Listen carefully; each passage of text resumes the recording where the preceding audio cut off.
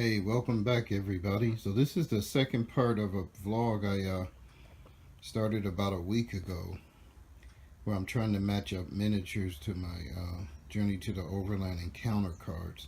So basically in the game, as you travel, you will have encounters of people or things that you'll come across during your travels. And so those are all depicted in the cards that you pull. And so you're not required to use miniatures, but I decided to go through my deck and try to put some cards, some miniatures with the cards. And so it's kind of taken me a while to find something to match every card. But believe it or not, I was actually able to do it. And some of the matches are actually, a little bit better than others. But overall, I was actually pretty satisfied. So right now what I'm doing is just simply scanning over each of the cards. And again, this is half the deck. I'm going to do the other half after I clear these off. Which I still have to find miniatures for, but I'm going to start on that half. But this half of the deck is done. So what I wanted to do first of all is just kind of show you the cards with the miniatures that I selected by them. And then what we're going to do next is, we'll take a look at each of them one by one. I can kind of explain why I chose that particular miniature and, whether I think it's a good fit for the card. So this is the first card and miniature. This card is called the Sergeant at Arms, and basically you have a character riding on a horse with a helmet. So he's not necessarily a knight, but a soldier, a sergeant. So I chose this guy. I kind of like him. He has that military look about him. I even like the way he has the little shield there. Maybe that's his house shield. But, he's clearly not a knight in shining armor. So, and, I got it as close as I could to the artwork. Okay, the next card I found a figure for is called the Wraith. And you can see he has that kind of eerie glow or fluorescent glow to him. In the description it says he's a hooded wraith. He kind of looks like a helmet in the picture. But this was a Reaper miniature that I found for him, which I think is actually perfect. And I'm not going to paint it or anything. Just drop it down just like that. And obviously, I think everybody would instantly identify that as a wraith. The Fallen Asteroid. Now, I didn't know what I was going to do for this. I thought I'd probably wind up modeling it out of some foam board, and as you can see here, in this encounter, you come across just this asteroid, it's just crashed down. And this is what I've come up with for now, which is basically a chunk of crudded up clay, which is probably from me using it to prime miniatures with and then crushing it back up. And then just this little thing I got of a toy. I think it might have been one of my kids' toys, like a Dragon Ball Z toy or something. But I just noticed when I just plunged that in there and sat it down, the rock definitely looks like some kind of asteroid rock.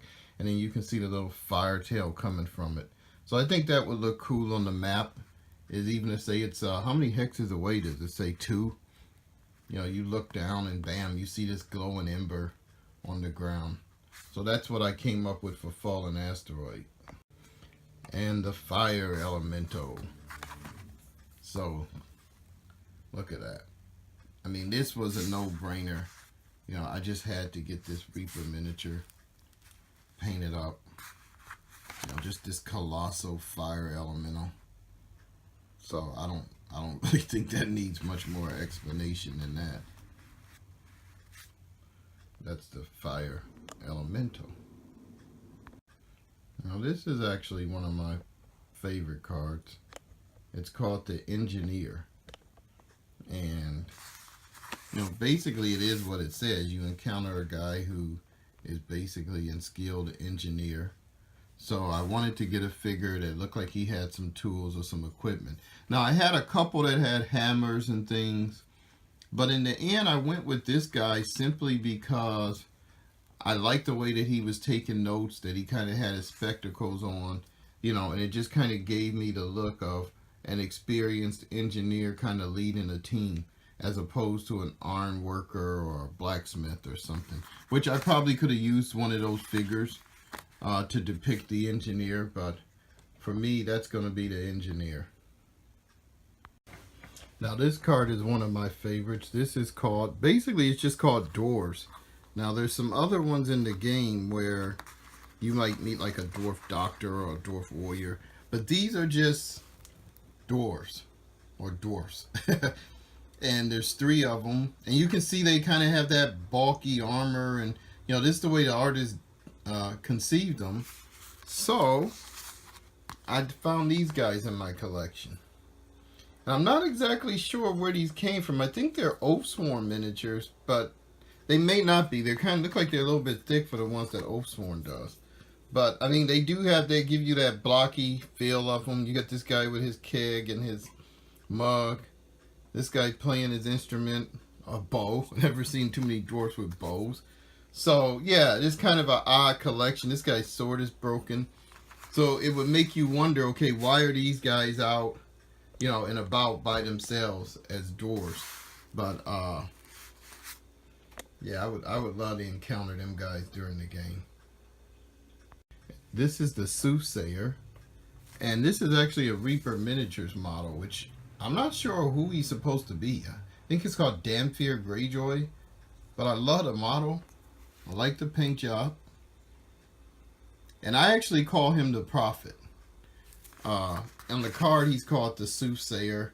You can see there he has the glowing sword, and the glowing staff. They made him more of a wizard, but I envisioned the Soothsayer as more of this prophet type figure.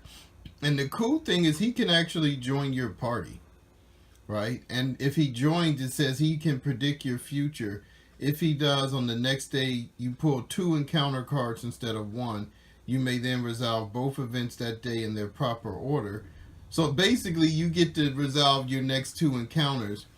And when you do roll for the next one, you can ignore it because you've already resolved it. So it's kind of an interesting mechanic. This character, though, however, may figure in some future scenarios in the game. Expansions or modules or whatever the term I wind up using. So, yeah, I wanted the model to be memorable. This here is the Gladiator. I like this guy. He kind of has an old style gladiator look about him. Not necessarily the Roman gladiator, more of a fantasy gladiator. So I wanted to depict that. And this gladiator is actually one of the more skilled NPCs you will encounter in the game. Let's see what it says. He can fight in Overland Arena. I did a video on the Overland Arena. Says he's forbidden to fight any knight, own any property, lead troops, or kill other than in the arena. And that's all important because sometimes if they become what are called NPC comrades, they could normally do some of those things for you. But they basically said he couldn't. He has an ability score of 86 with a +7 Gladius, which would give him a 93 before modifiers. He has a shield. He's got some armor. His endurance is 75, which is, above average. Agility is pretty high. His muscle is decent.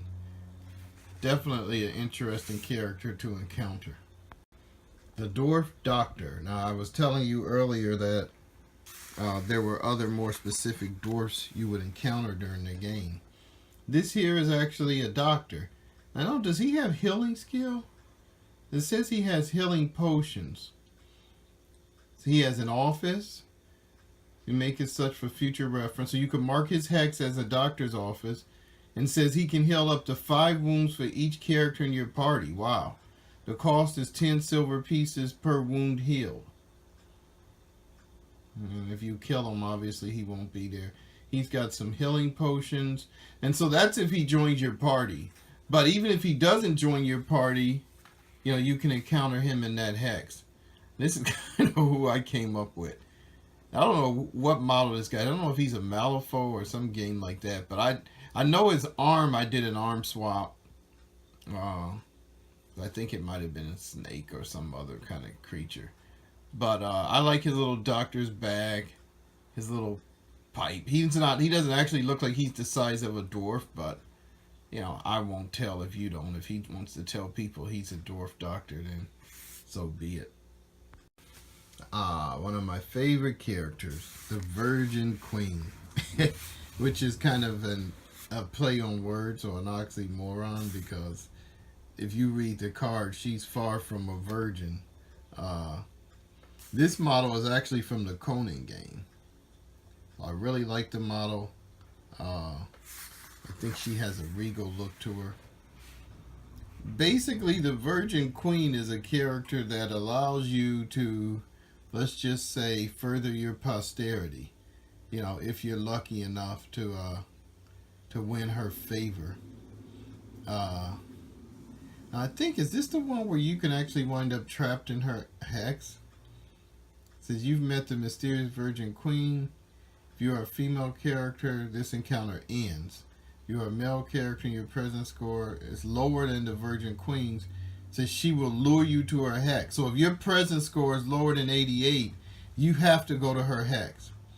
When you reach her hex, she will compel you to spend the next 3 days and nights with. So basically, if you run into this woman and your presence score is low, you have to go to her hex. You have to spend at least 3 days and nights with her. Then you have to hope she doesn't get pregnant. Because if she does get pregnant, I think you have to take her with her. Yeah, it says if so, you must take her with you. So there you go. Now this card actually only has one NPC, but I have two on the card. And the card is a veteran crusader. It says this knight is a veteran of the King's Crusades, is willing to join any knight who will hire him. So first of all, you have to have knight skill. His fee is 50 gold a week. He's got a morning star, several weapons, one of which is the morning star.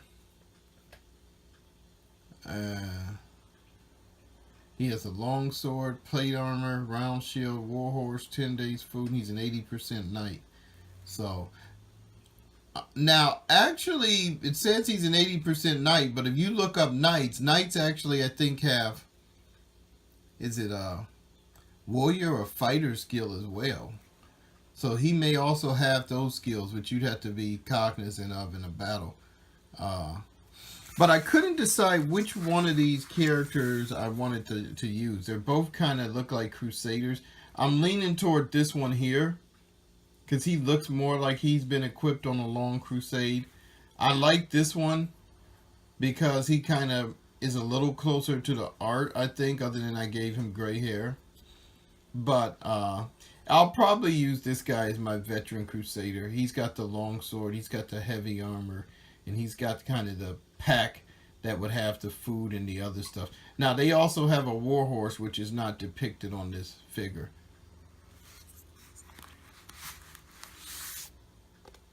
This is one of my favorite cards. This is the Weather Lord. And basically, he has the ability to control the weather. So it says here, he attacks 3 characters at once. He has lightning bolts. So I don't know. It looks like he... Oh, it says here. There it goes. It says each day if you pull a bad weather card, there is I think a 70% chance he would be able to avoid the weather and produce a clear skies. So basically, he can cancel out bad weather, or at least there's a chance he can. And I love this figure because it was almost spot on as far as modeling it to the art on the card. He's also pretty good in combat. He's got these lightning bolts that do -10 damage. But the nice thing about him is he can strike 3 characters at once. So every time he rolls. So the +10 lightning bolts would mean his ability is 67 +10. He'd be having a 77% chance of hitting 3 people at once with these -10 damage lightning bolts. He has a cloud horse, which means it can fly. And when it's flying, it moves 5 hexes. So definitely a powerful character that could join you, or you could see yourself fighting. I prefer the former. These are the Warriors of the Undead. I'll show you what we got here. So it says you encounter 3 Warriors of the Undead, and it says these are some type of skeleton warriors. Now, these are the ones I came up with, which are pretty cool little funky plastic miniatures. I have no idea where I got these from or how old they are, but I think they were perfect for that card. You know, this Warriors of the Undead card. So, that was an easy one. An unemployed executioner. So what does an unemployed executioner look like? According to the art, he looks pretty hungry. So that's kind of what I went for with this guy. You know, he's barely closed. All he has left is his executioner's axe or sword. He still covers his face, because obviously there's a lot of people who like to get revenge on him. You can tell he's muscular from when he used to swing that. But other than that, I mean, this is a good model. I don't even think he has a purse on him. You know, a little bag hanging off his waist. So he's definitely unemployed. And let's see, according to the card, I guess you could hire him. It says he has the authority during any war. So wars are what takes place with your battles with troop counters. So he could do executions for you of enemy troops. It says he can execute an NPC wizard or witch that you have captured, whether it is during a war or not. Wow. So if you capture a wizard or a witch, you could have this guy execute them. It says you will gain half the experience points if you would have defeated them in combat. So that's kind of an interesting little NPC to have following you around. Certainly got to be a certain type of player character to bring this guy on board with you. Now this is one of my favorite cards. It's called the Young Barbarian. Alright, so you see this barbarian warrior here. Specifically a young barbarian. His ability is not great. It's 78. His muscle's 79. Endurance is high, 88. Says he is very unruly and you should minus 20. Wow, on the NPC reaction table. Says a positive result and he will let you pass. If you defeat the barbarian in individual combat without the aid of any other party members and do not kill him, he will join your party as an NPC comrade. Wow. Wow. So basically, the chances of him joining you without defeating him are 0, because unless you have something that adds 20, you're going to be suffering a minus 20. Even if you rolled 100, the best you could get would be 80. But if you fight him in combat and beat him and do not kill him, he will automatically become an NPC comrade, which is the highest type of NPC that can join you. Now, his broadsword is plus 10. It does minus 12 damage. It doesn't say, though, that he has barbarian skill. But because it does say that he's a barbarian... Wait, no, there it is. 50% barbarian skill. So, that's not the highest barbarian skill, but, you know... Definitely one of the more sought after NPCs if you can get him to join you. Of course, you might risk dying in the process. The winged gargoyle is next. I'll show you this. It's kind of straightforward, creepy looking gargoyle with an equally creepy miniature. And this is from the Conan board game. So that was cool. I could almost put that to use immediately. Next up is the Traveling Merchant. And I'm not sure if this guy is a merchant or not. I just like that he was holding his staff in the same hand as the picture. And he does kind of look like a merchant. Though the merchant skill is one of the lesser used skills in the game. So that's why I was keen on creating a card where you could get a merchant into play. Okay, the next up is just a bog standard wizard, if there is such a thing. I like this miniature. This is actually one of the few miniatures I did not paint myself. I bought this miniature. He was already painted like this. So I love the kind of cartoony feel that he has. It's a 50% wizard, has 500 MSTs, which is basically a measure of how much things, or how powerful things they can do. Well, there is no such thing, by the way, as a bog standard wizard. These guys are fairly powerful if they can get their, if they can get their wards off, which is what I call the spells. If they can get successful casts, they can be a handful. And I think there's a chance he could join your party. It says if he attacks in combat, he will use whatever spells available to him to defeat you or escape. It says if he's near unconscious, he'll escape. It says if he joins, he will request that if you pass by the castle, he be dismissed. If you pass by Fire Castle. Oh, okay. So, for some reason, he doesn't want to go past Fire Castle. Other than that, he'd be a great addition to your party.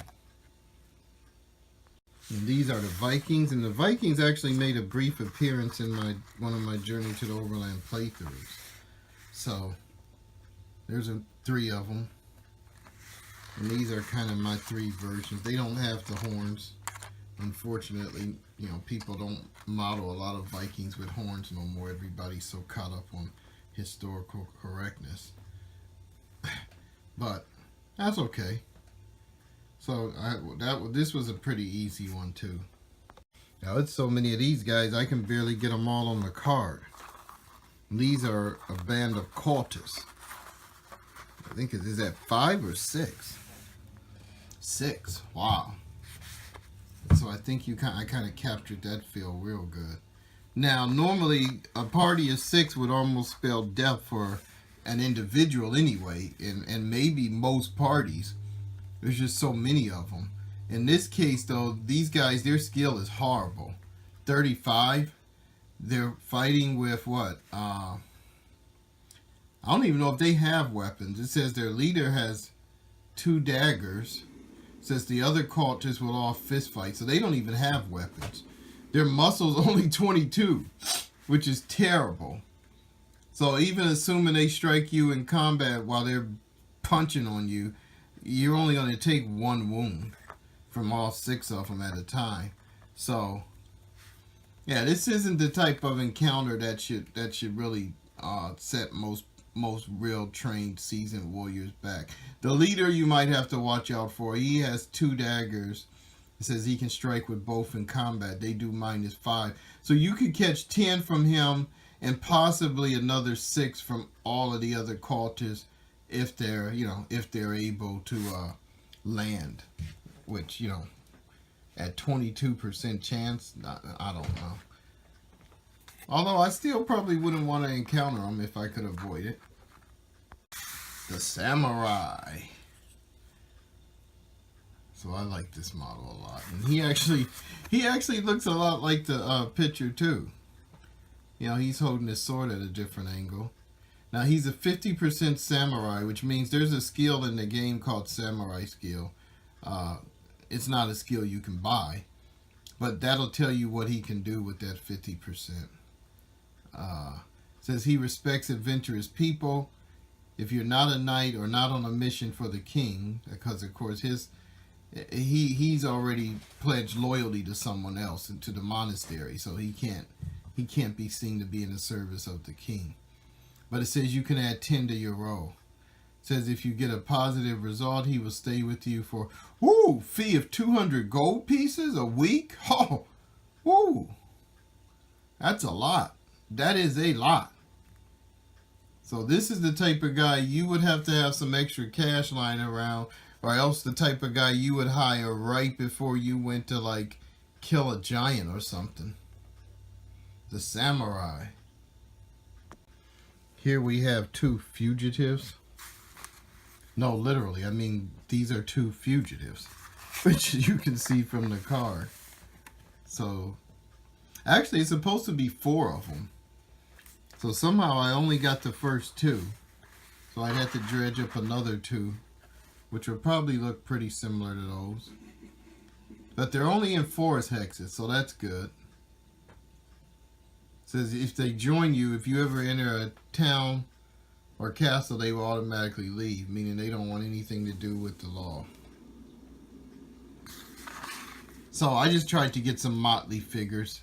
I'll find 2 more. Just mismatched type of figures to be fugitives.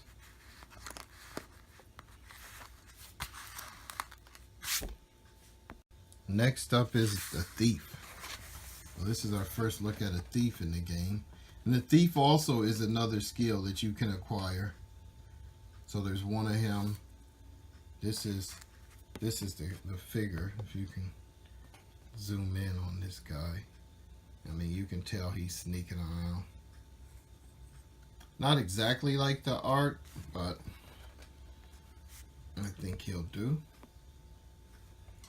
And let's see. Any positive roll and he will join your party. Then there's a lot of stuff afterward, which probably means there's a chance he's going to steal from you. And since we did a male thief, it's only fair to do a female thief. And I might swap this one out later. I'm not sure where this figure's from, but I might swap that out later. I'm thinking of ordering some more female figures or characters. So this is a lady thief. She has 55% thief skill. What was the other guy's thief skill? I think he was only 45%. So she's a better thief than he was.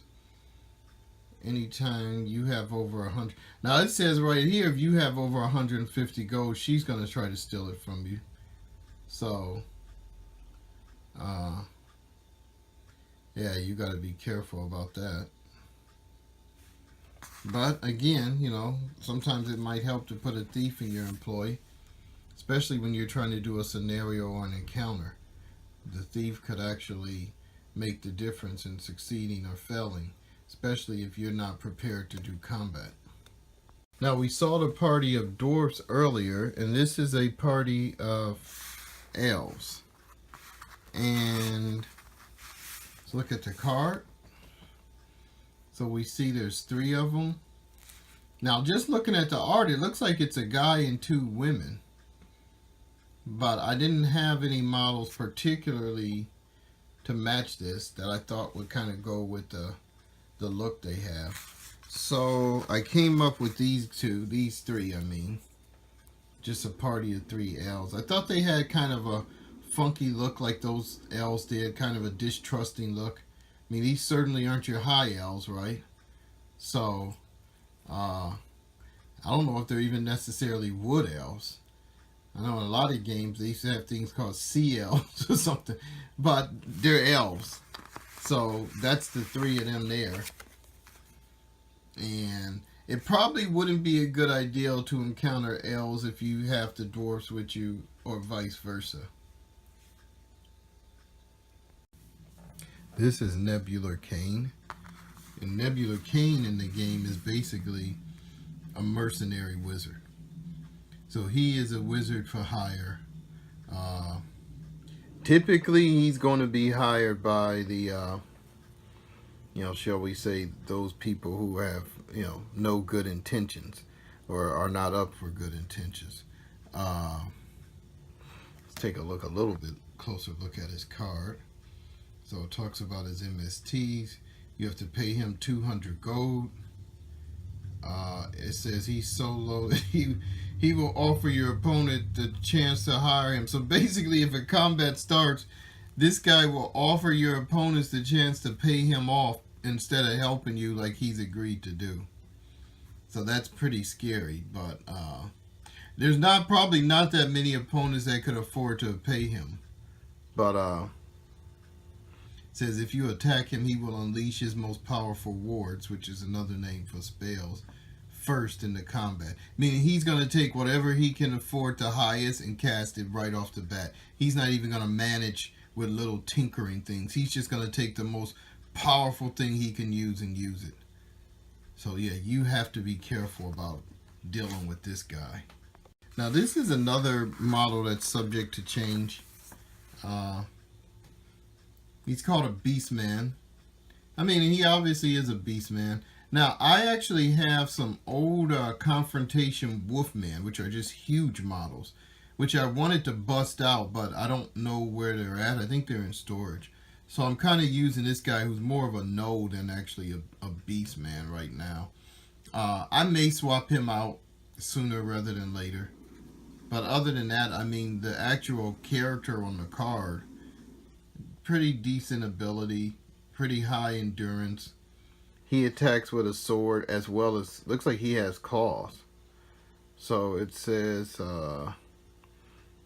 his sword and claws each round, but must make a separate check for each. So he basically uses one hand to hit you with the sword, the other to strike you with his claws. So he's a pretty, I think I'd say he's a pretty formidable NPC if you wind up in combat with them. Now this is our second party of elves. This is actually called the Elven Host. Unlike before, they were just plain elves. These guys are called the Elven Host. And I think that's supposed to be an image of them attacking some kind of creature. The host has been called out. So there's a group of them. One is female, which I couldn't find a good female model. I'm kind of using these, and none of them are female. I will concede that. So I may substitute one of these out for a female model. It says one is a magician, which I don't have in a magician. So yeah, I may actually redo this selection anyway, because there's 4 of them. Right now, I mean, they're all kind of robed up, so I mean, I guess one could be a magician and one of them under there could be a female. But I was just trying to find 4 that look like a host. But on second thoughts, I'm probably going to see if I can be a little more specific with my models. But kind of that just shows you what I'm thinking. So these are giant rats. And by giant, I'm basically implying they're larger than normal rats. I don't mean giant as in, you know, they're bigger than houses. So if you were to put a character here, I mean, obviously these would be giant rats compared to a normal rat, at least in some places in the world. I mean, other places, these rats are about the size of dogs, which might not be giant, depending on where you come from. But there's supposed to be 5. I only have 3 because I like these so much. These are from the Dungeon Saga game, and I like them so much, but I don't have 5 of them. So I'm going to see if I can find some to fill in with them later. I've got so many little mouse models or swarms of rat models around here somewhere. Oops. But I'm sure I should be able to substitute those out and fill this card out later. Now this is a card where, by example, because they're rats, the only stats they give you is their ability, their endurance, and then their agility, in case you need that. And I doubt if there's going to be a roll. Looks like they're just going to attack. It says they're man-eaters. Holy cow. And they'll attack you unless you have some kind of animal control ability. So there are certain magic schools of magic that control animals. I think rangers have a certain ability to control animals to a certain extent. So yeah, if you're looking at these guys, you would definitely want to use that if you have it. Their teeth do -4 damage, and with 5 of them, you could be taking 20 damage each turn. Then there's a chance the wounds will become infected, in which case it can only be healed by magic, a healer, or a healing potion. So this is a nasty little card to come across. And the hexes away, look, there's 1 hex, 2 hex, and 3 hexes. So the 5 of them are kind of coming at you in a group, you know, 1, 2, 3, or whatever hexes away. So at least before all of them get to you, hopefully you can kill that first 1 or 2 in the front before the other ones arrive. That's kind of cool. And seeing how we just got through looking at rats, it's only fair that we take a look at some wolves. which anybody that's ever played Barbarian Prince knows that's the bane of the game. It's the first or second turn you roll wolves, and you're pretty much game over. Seriously, that is like the one break in that game, is the wolf card pretty much will end your game almost immediately. Because I think if I remember right, you can't even flee. It says in there you can't escape. And I mean, they almost always kill you. Now, luckily for mine, there's no wording that you can't escape. But it says there's 5 wolves, no roll. That means they're going to attack regardless of any rolling. Their endurance is 44, which is pretty high for an animal. It says each wolf you kill and spend 1 day skinning will bring you 1d10 times 10 in gold at the town of Igloo. So yeah, I guess they like the furs. It said each wolf also provides 1 day's supply of food. They have teeth that are +5 that do -5 damage. So with 5 of them, if they all strike, you could be getting 25 wounds per round of combat. So I mean, these guys could swarm you, right? And I mean, you can try to escape, right? It doesn't say you can't try to evade, and what's called evade in Journey to the Overland. But yeah, that's a vicious encounter too. Again, if you have some animal control skills, you'd want to try to use them. These are from, I think, Zombicide Black Plague, the Wolfsburg expansion. So you can see they have that rotted skin and stuff, which I thought was pretty cool. If you're attacked by a rabid pack of wolves, you know, there probably is something wrong with them.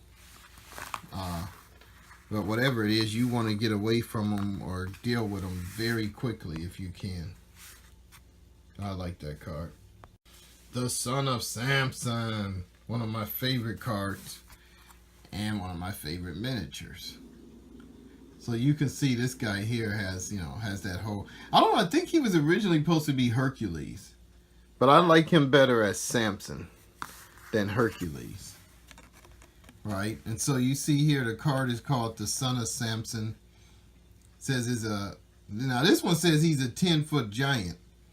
This guy is not 10 feet, I guess, compared to your average guy, but we'll ignore that. He has warrior skill. Wow. 60% warrior. He can lead troops up to 6 hexes away. He does -3 additional damage in fist fight. Wow. So that means he could do, I think the highest in fist fight is normally 4, which means he could do 7 damage, which is almost double anybody else what they could do in a fist fight. It says, and can pick a character up after passing a muscle check and either carry or throw him.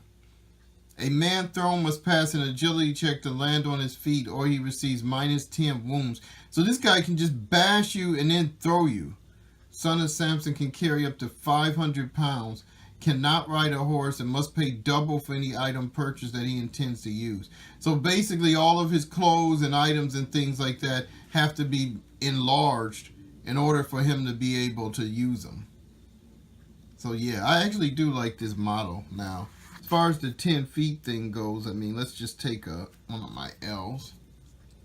So he is a lot taller than his elf. I mean, if that was a realistic thing, he probably would be about 8 or 9 feet tall. Let's see this character. So he's actually taller than him. So that's pretty good. I think he'll do. Son of Samson. Yeah, I like that. And if we want to look at Samson, it's only fair that we look at Goliath, another giant from history. I love this model here. Look at this guy. He just looks crazy. I think this is an Otherworld Miniatures model. So we see here Goliath, the giant, challenges one of your party to face him in single combat. So he has what? A scimitar, a spear.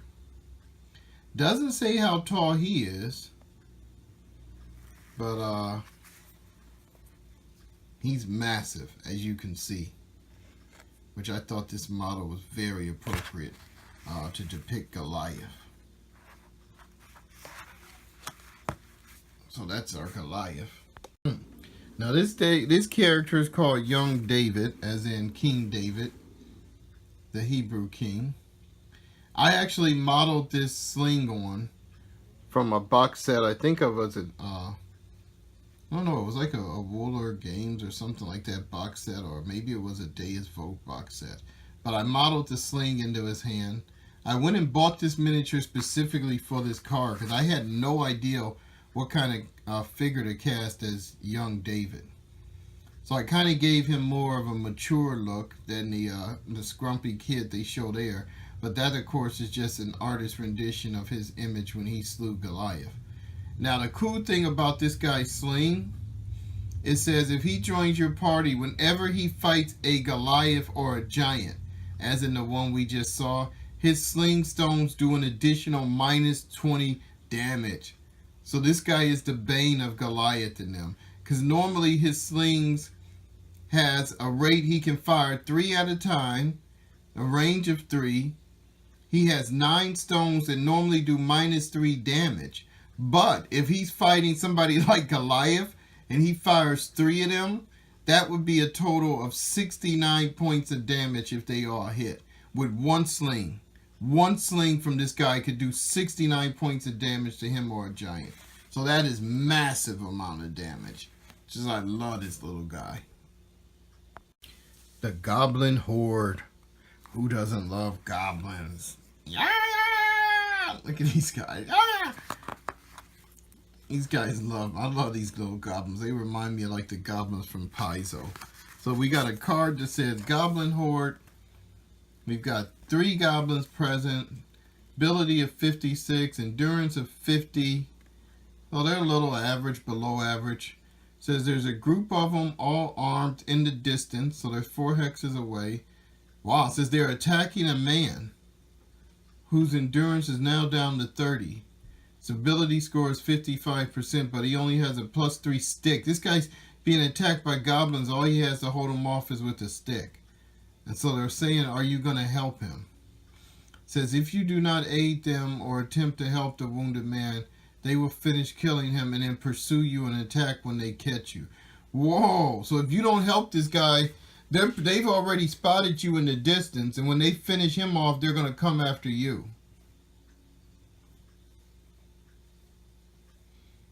Wait, so you can either help the goblins too. Wow. So you can either help the goblins kill some dude, which I don't know why they're attacking them, which I doubt if they have a reason, and then they would join you. Or you can try to help him, I think.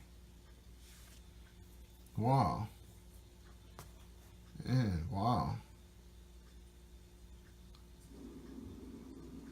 And then if they join you, anytime you find humans, you have to attack them. It says if you do not aid them, or if you help, or if you attempt to help the wounded man. So either you aid them, in which case they won't attack you, or if you do not aid them, or you even try to help this guy, they're still going to attack you. So really, you almost have no choice but to help the wounded dude, or take up a lot with a bunch of shady goblins. Now this is another card that's actually appeared in my game. And this card is called the Winged Guardian. And I just kind of did this model up on my own. Or not on my own. This is a HeroScape model. But I kind of gave him a repaint with the silver armor and the hair and the wings. I haven't put a wash on him yet. I haven't made up my mind. Just because I don't know. The wash is going to darken him down a bit. But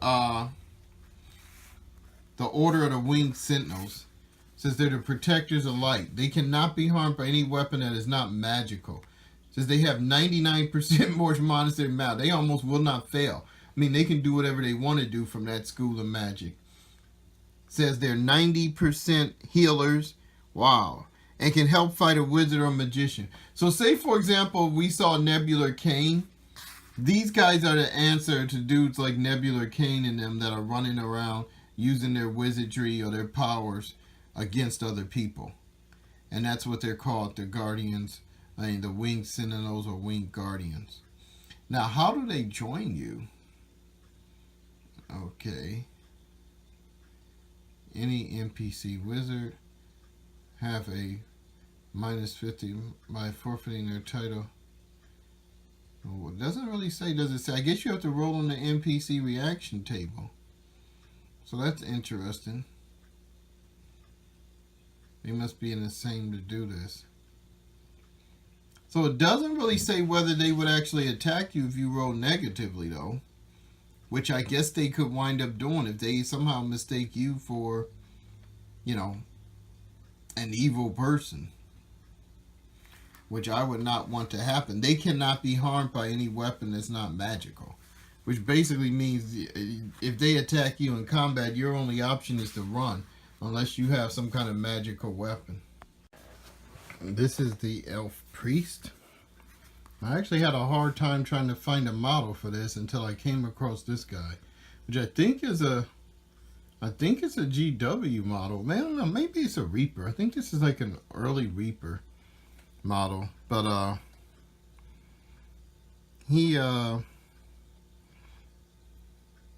think I'm gonna use him. I guess I'm using him as my elf priest.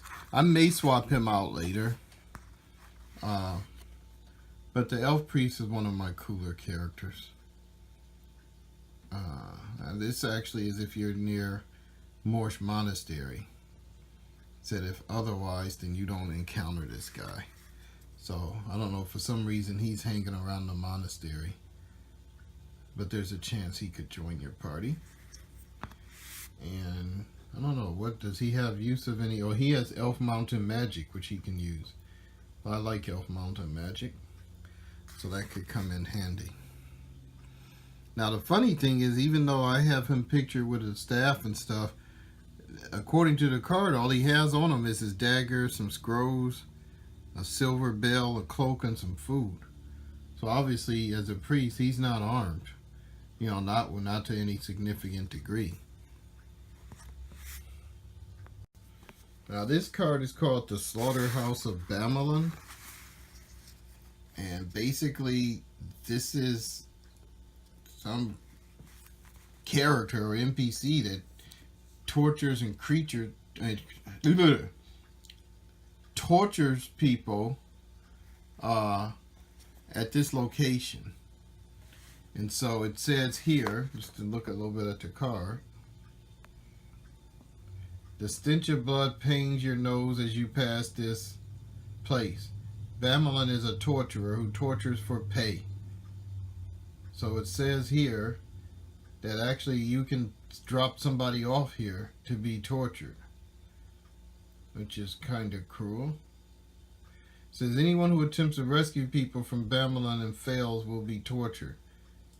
It says he sells people. He actually has Berserker ability, which is a very deadly ability in the game if it activates. I might not stick with this model. This is from, I think, GW Age of Sigmar. And I wanted to do a head swap and use it, but this is one of those models where the head is integrated into the back and stuff. So, like, I basically would have to snap off that head in order just to attach it. Then there'd be a big hole. So, this is what I got for now. I may swap this out. I had another model I was thinking of using from Privateer Press or War Machine, one of their pirate models that had like a machete, but he didn't really look like the type to be torturing people for a living. So, but yeah, that's called the Slaughterhouse of Bamelon. Now this card is just a warrior chieftain, which I chose to depict as kind of a Viking warrior. Plus it matches the picture with the horns on the helmet and the shield. So apparently right now he's separated from his group, but he does, I think he has some troops with him. Yeah, so 1 in 1,000 means it's one of him, but he has 1,000 troops that he are leading, which are, we use counters to show those in the game. So he's actually pretty good. His ability is high, his endurance is high, he has a broadsword, a war horse. So it would definitely be a positive if you could get this guy to join you, especially if you need troops. You know, if you're playing some of the scenarios or encounters in the game where you're going to be doing battles with troops, because he can obviously lead his own troops. Now these trolls are so big I can't really get them into the shot easily. And these are from Dungeon Saga, which I really like the way they did these trolls. I don't like the bases. They're a little large. I mean, they're huge actually. And the only reason I didn't pop them off is because I may use them in Dungeon Saga. So I didn't want to take them off the bases and rebase them. But I do love their trolls. And so in this card, you actually encounter 3 trolls, right? And these guys are vicious. Plus 7 clubs, minus 10 damage. They each have an endurance of 100. So basically, if they each strike, you could take 30 points of damage in 1 round. And you'd have to do 300 points of damage to kill them. At least 270 if you're trying to knock them unconscious. And then it says they automatically attack. The trolls knock you unconscious. They will tie you and drag you toward the infested mountains and hold you until you escape. So basically, they're going to take you with them. If you do escape, they will follow you unless you kill them before escaping. If they catch you, repeat this encounter. If they reach the infested mountains with you, you will be killed and eaten. So you have to try to escape while they're dragging you. If they reach the infested mountains, then you're going to be eaten.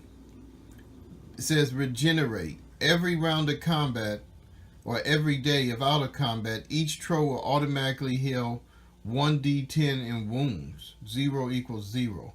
Wow. So they can heal up to 9 wounds every round of combat with their regeneration. But these guys are nasty.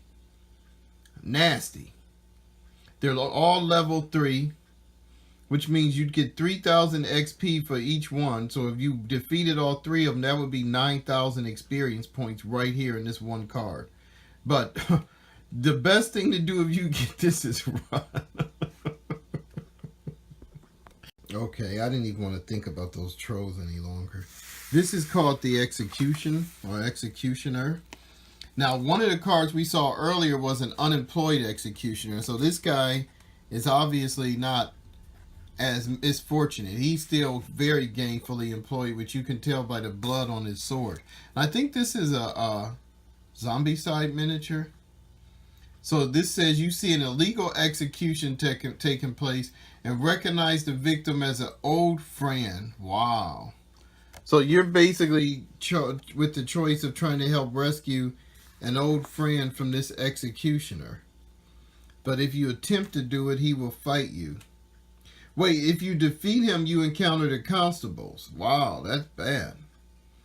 If you do not turn him in, or if you do but wait until the end of his trial and he is freed, he will join you as an NPC comrade. Well, oh, he's talking about the victim will join you. So the victim, if you don't turn the victim in, or if you turn him in but you wait until he goes on trial, like you in the town, wherever he's wanted, he'll join you as an NPC comrade. If you keep going and ignore the execution, you -1 from your presence score permanently. Wow. Now, of course, if you're a knight, you can't ignore this because knights are bound to, you know, uphold justice. I mean, it says it's an illegal execution. And only because the constables show up doesn't necessarily mean that what's going on is right. I mean, these are like little town constables. So they do operate outside the king's law sometime. The Wandering Yeti. Another one of my favorite cards and one of my favorite miniatures. And I don't know, I think this is a Reaper miniature as well. Maybe an old school one. But I love this guy. I don't know if he's actually a Yeti or not. Maybe a Bigfoot, but yeah, he's my Wandering Yeti. And it says here, if I can get this to focus, it says he's wandered outside a Yeti mountain. He's a Yeti warrior, which means he has warrior skill. Wow. It says if you capture him, you can make him fight in the arena.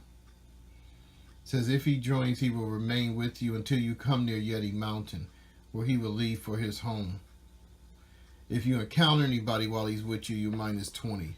So the Yeti are actually a separate race in the Overland, but they're treated like they're some kind of animals, you know, or they're treated like, you know, they're some kind of property or beast. But they are a separate race of beings in Overland. That's why this guy has warrior skill. That's why, although I don't know if he has warrior skill. It says he's a Yeti warrior, but it doesn't give him a warrior skill score. So I don't know. I guess you could roll for that, since it does say he's a warrior. And maybe he could lead Yeti troops. So that'd be interesting how you wanted to interpret that. Another one of my favorite cards, the Taskmaster. I love this card. So basically, the Taskmaster is a guy who has basically devoted his life to helping other people complete their task or their quest. It says, this is the mighty Taskmaster. If you are on a quest or a mission, he will automatically join you until it is completed. However, at the end of his service to you, in turn, you must do a service by returning with him to this hex. So that means you have to take him back to wherever you found him. So you can roll on the NPC reaction table. It says if you refuse to return him, he will attack and fight to the death. Obviously, he's going to fight to the death because you've dishonored this guy. He served you, and now he's found out you're not an honorable person. And this is my vision of the Taskmaster. This guy who's probably seen a lot of war, a lot of combat, a lot of battle. It's a Privateer Press miniature from their War Machine line. So I like that. I think that captures the feel of somebody that has just kind of devoted his life to the quest. I mean, he's not a knight, so he can't really go on quests, but that's why he's called the Taskmaster. Okay, and so we're coming to the end of this first half of cards in the encounter deck, and this one is called the Funhouse, which usually means not a good thing. Any house calling itself a fun house is probably not fun. And I don't know, this is just some random item I found. I don't even know what it's supposed to be. But I kind of tried to model it as some kind of weird looking house. But obviously if you go up to this home and you roll here, something weird or strange could happen. Sort of like a Twilight Zone. So, you know, I'll leave that for the game. You can figure out that on your own. Now this was an interesting one. It's called the Message Center. And I didn't have a model that looked like a tent. I was trying to see if I had some small ones. So instead I kind of made this. And these are, I think these are pieces from Stratego. So I glued two of them together to look like a little castle or fortress, which I actually like. Which I might use to model a location on the map. But for the time being, you know, if somebody encounters the Message Center, this is what I'll put down. Or I may substitute it out. But again, the Message Center is something you can interact with if you come across it in your hex. And the last card in this this half of the deck, or this part of my vlog, is one of the rarest ones to encounter in the game. And this is called Finn McCummel. Now, anybody that's Irish knows Finn McCummel was an Irish hero, a folklore hero. And so it says here, he's only encountered in swamp hexes. So not only would you have to pull this card, but you'd have to be in a swamp hex when you pulled it. Now, I'm assuming if you wanted to run around the swamps and pull cards all day, you could kind of find this guy. But because he is a mythological figure, it's probably rare that you're going to run into Finn McCummel. But if he joins you, says he will only stay with you while you're in the swamp, which is not very useful either. Of course, if he becomes an NPC comrade, that wouldn't apply. But if he just joins you, he'd only stay with you in the swamps. If he attacks, he will fist fight you for 4 rounds of combat. If you fist fight him back, he will not kill you during this encounter. So basically, if he attacks you, he just wants to fight. He's not trying to hurt you. If you fist fight him back, he won't kill you. Now, if you do try to try to fight him without that, then you're going to be in for some trouble. It says, additionally, each round of combat, there's a 50% chance his 2 Milestilian lions named Caesar and Charlemagne will come to his aid. So we have his lions here. You know, one is Caesar, the other one is Charlemagne. And so these are some Reaper models that I modeled up to be his lions that travel with him. Let's see what else it says. So they have these claws that they do damage with. It says, after 4 rounds of combat, he will draw his +10 short sword, -10 damage, and +5 dagger, -5 damage, and fight with them. If he joins you, his lions will join as well. So basically, the first 4 rounds of combat, he's just going to fist fight. It says, and if you fist fight him back during those first 4 rounds, he will not kill you during the encounter. Of course, you could actually probably kill him by then unless his lions jump in, which is, I kind of guess, why he has them there. is if you basically start to cheat, they're going to come in. Their ability 50, endurance 50. Wow. Minus H damage from their claws. So these guys are formidable. Yeah, but that's Finn McCummel. So it's very rare that you would probably encounter him, and rarer still that he would join you. But there could be ways that he could be found or encountered. He's more of a character that would probably more likely be involved in a scenario or some other special encounter where you're looking for Finn McCummel. Okay, guys, so that takes care of this part 2 of my vlog. On part 3, we're going to look at the next set of cards that I'm going to be trying to find miniatures for. Take care.